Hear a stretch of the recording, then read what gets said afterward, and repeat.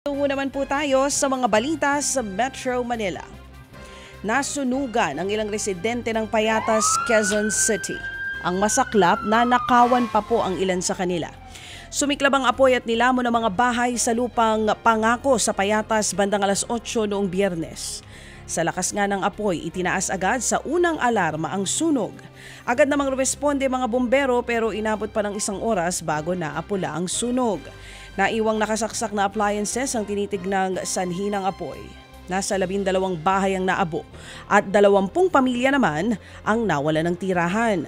Wala namang nasaktan pero ang reklamo ng ilang biktima imbis daw na matulungan sila ay ninakaw pa ang mga cellphone nilang nakacharge at tangke ng gas.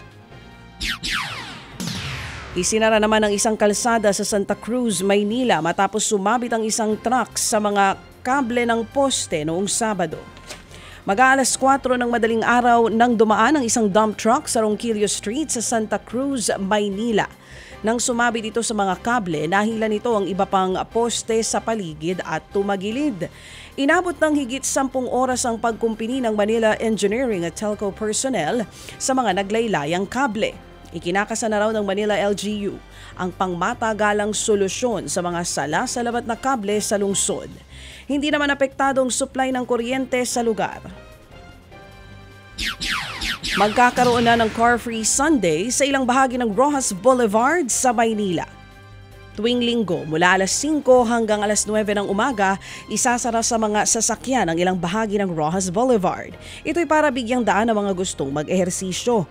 Nagkaroon na ng dry run noong weekend kung saan isinara ang bahagi ng naturang kalsada at naglaan ng hiwalay na linya para sa mga joggers at siklista.